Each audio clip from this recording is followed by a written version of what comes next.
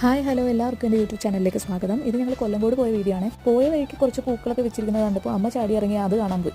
പിന്നെ ഞങ്ങൾ time waste ആക്കിയില്ല. ഞാനും അവനും കൂടി കുറച്ച് ഫോട്ടോസും വീഡിയോസൊക്കെ പോസ്റ്റ് ചെയ്തു. അച്ഛനും മോനും കൂടി നടക്കാൻ തുടങ്ങിയിട്ടുണ്ട്.